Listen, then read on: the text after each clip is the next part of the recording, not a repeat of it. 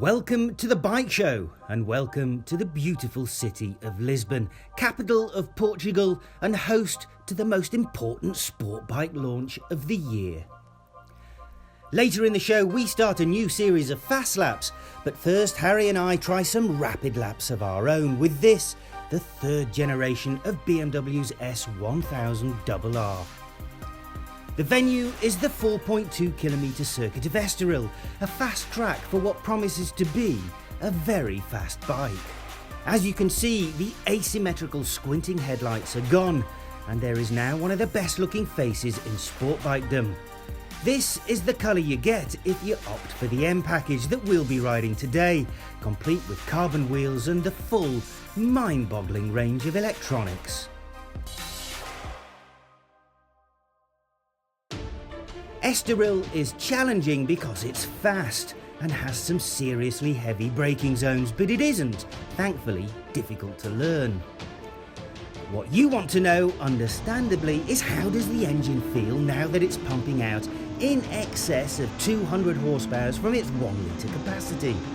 Well, you'll just have to wait because first, I want to talk about the handling. For a start, the RR now feels much slimmer, and the speed with which it dives into the first corner you meet emphasises how much lighter it is too. Over 14 kilos in this version. This is not, despite all the performance on offer, an intimidating bike to ride.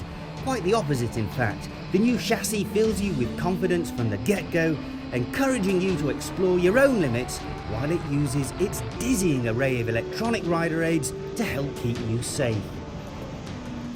From traction control adjustable on the move to ABS that knows how far you're leant over, this is a bike that can help you go quicker than you've ever been before and yet do it without feeling like you're riding anywhere near the edge. Estoril's rapid layout is spoiled by one of the slowest chicanes I've ever encountered. It's horrible, and on most bikes it would be hard work, but the RR lets you hustle the bike from knee down on the left to full lean on the right with ridiculously little effort, and then, thanks to the brilliant traction control, you can mash the throttle on the exit without wondering whether you're on the verge of the world's highest high side. What's clear from my first ride is that BMW has moved the game on quite significantly with this latest version of the S1000. So how has BMW done this? Well, it's all in the numbers.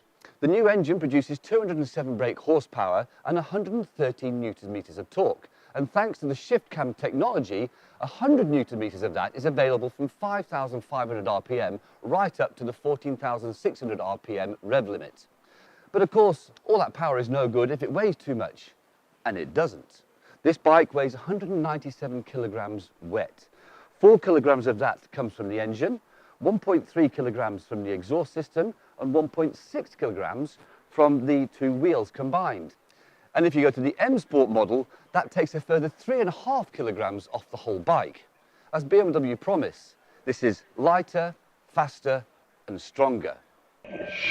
Later in the day, we get to try this bike with a set of Bridgestone slicks, and the extra grip means we can really start to feel what the engine has got to offer. And it's offering a lot. Revving 400 RPM higher and making an extra 8 horsepower, it is shriekingly fast at the top end, just like you'd expect. But it's in the mid-range that the real improvements can be found. There's masses more torque from 4,500 to 8,000 RPM, so much in fact that it feels as though BMW has upped the capacity to 1100cc, just like the Italians have done with the Ducati and Aprilia. It's BM's shift cam technology that reaps these rewards, providing variable valve timing to get the best of both worlds, a monster top end without sacrificing anything in the way of torquiness. Combine this huge performance with an incredibly slick auto-blipper gearbox and you have the basis of a new world superbike racer that should also be a tremendous tool for road riding. The swollen mid-range, easy handling and incredible electronics package are undoubtedly a big plus on the track, but I think they'll be even more important on the road, where such brain-frazzling performance will be much more enjoyable, with the knowledge that the riding aids are providing such an important safety net. So a little bit earlier I said that BMW have made this lighter, faster and stronger. Have they?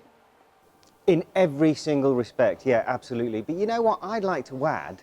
They've made it easier. And I think that's the biggest recommendation that I can give it. Not only is it lighter, faster and stronger, but you're able to go more quickly, more easily.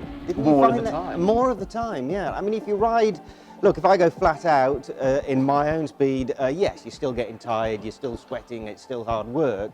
But if you crack off the pace a little bit, what really struck me is how effortless it is. It really doesn't suck any energy out of you like the older bike used to. And the older bike was brilliant. You kind of thought, how are they ever going to improve on that? And yet, this isn't, we always talk about evolution when we're talking about the improvements. I think this is such a step that it's more of a revolution almost. Really? Yeah, absolutely. The accessibility of the performance is mind-boggling, to be honest. And then the actual performance itself has stepped up considerably. I mean, you rode it. I rode it, and the one thing I learnt, that A, well, two things actually. A, it is absolutely terrifyingly fast, and B, I'm far too old and unfit to ride it properly. Yeah, that lighter, faster, stronger is kind of what we need to do, I think. Yes, I mean, this has lost 11 kilos over the old bike. And it feels like it, especially in this M Sport with the carbon wheels. My goodness me, the way it changes direction is absolutely stunning. The way it brakes, that's the only complaint I've heard from the assembled journalists here, is that there's a lack of initial bite. I really like that. I prefer it the way it is now. Yeah. The power in the brakes, there's more feel there. The front brake lever is almost, it's quite soft. Yes. There's not that massive initial bite, and if you think, oh, there's not enough here, but flipping it once The it starts power is still biting. there, but there's Yeah. more feel and it's more controllable. Yeah. And then when we rode it with slicks later in the day, well, my goodness me, thank goodness it's got traction control, because if it didn't have all the I mean, we've talked about this bike, we haven't really talked about the electronics, which is, again, simply stunning. I'm running out of superlatives. Well, now it's got a 6-axis EMU now, so that's obviously, you know, pitching your lean and whatever, but it's also got space and time and quantum physics as well. Yeah, the 6 axis, don't quite understand I'm getting that. And I don't quite understand how they've managed to squeeze that amount of performance. I mean, we talk in cliches, but a 600cc supersport bike from a couple of years ago, that feels more difficult to ride than this does. It really is that light and nimble. It's quite staggering. I cannot wait, actually, to ride it on the road. I think it'll be utterly terrifying. Yes, on the road. completely. I mean, it's really terrifying here, but I look forward to scaring myself witless when we eventually get it on the road. So with that, it's farewell from Estoril.